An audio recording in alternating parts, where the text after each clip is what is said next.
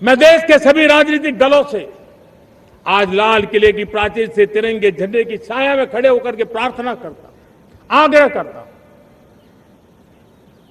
आइए उन महिलाओं के सामर्थ्य के पुजारी बनिए, उन महिलाओं के सम्मान में आगे आइए और जल्द से जल्द हमारी माताओं बहनों को 33% विधानसभा और लोकसभा में उनको प्रतिनिधित्व मिले, वे भारत की नीति घड़तर के अंदर अपना योगदान दे। समय की मांग है और मैं सभी राजनीतिक दलों से फिर से आग्रह करता हूं, आइए महिला आरक्षण लागू करके महिला सम्मान में आप भी जुड़िए, आप भी यश लीजिए, आप भी क्रेडिट लीजिए, लेकिन मेरी माताओं बहनों को हक दीजिए। मेरे प्यारे देशवासियों, विकसित भारत का संकल्प तभी पूरा होगा जब विकास अंतिम व्यक्ति तक पहुंचेगा। 2014 से पहले सिर्फ 25 करोड़ लोगों के पास सोशल सिक्योरिटी का कवर था, सिर्फ 25 करोड़ के पास। साथियों, पिछले 5-7 दशक में सिर्फ 25 करोड़, हमने एक दशक के भीतर भीतर 100 करोड़ देशवासियों को सोशल सिक्योरिटी का कवच दिया है।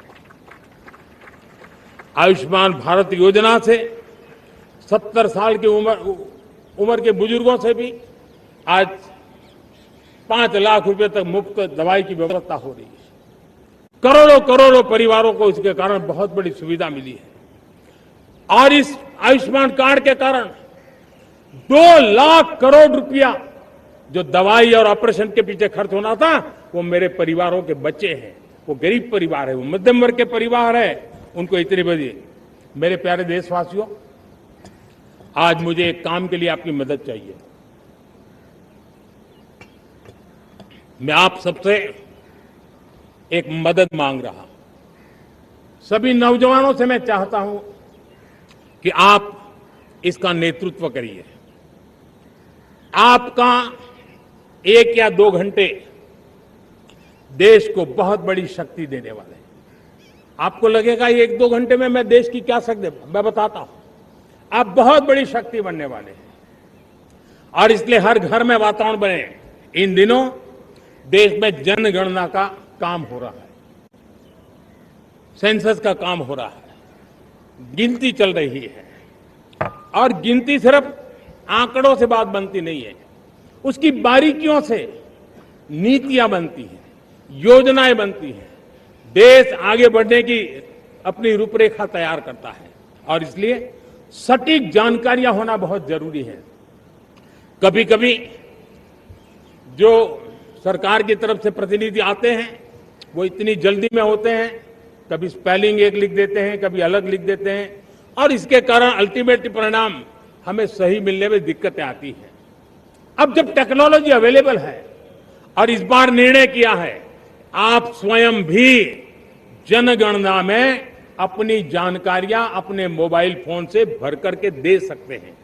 बाद में कोई बाबू आएंगे, कोई प्रतिनिधि आएंगे, आपसे चर्चा करेंगे, लेकिन आप परिवार के सब बैठ करके अगर डिजिटली अपना रजिस्ट्री करवा दे, सारी बारीकियां, स्पेलिंग में भी गलती ना हो, कोई भी जानकारियों में गलती ना हो, आप जितनी परफेक्ट जानकारी देंगे देश को आगे बढ़ने में बहुत बड़ी मदद मिलेगी।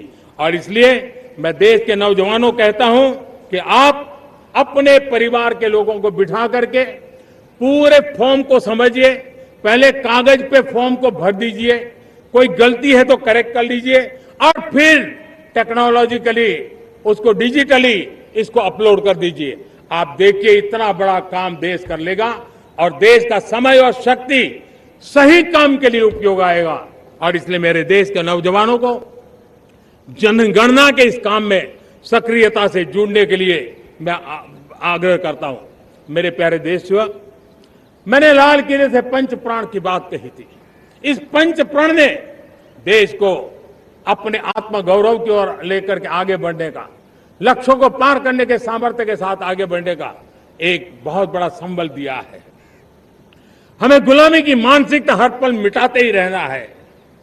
जिस भारत का सपना नेताजी सुभाष चंद्र बोस ने देखा था, बाबा साहब आंबेडकर ने देखा था, पंडित नेहरू ने देखा था, सरदार पटेल, भगत सिंह, सुखदेव राजगुरु ने देखा था, डॉक्टर श्यामा प्रसाद मुखर्जी ने देखा था, भगवान बिरसा मुंडा ने देखा था, ज्योतिबा फुले ने देखा था। उन सब से प्रेरणा लेकर के हम आगे बढ़े।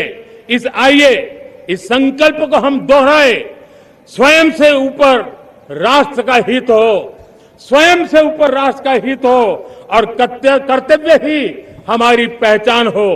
मैं सभी देशवासियों से कहूंगा, समय हमारा है,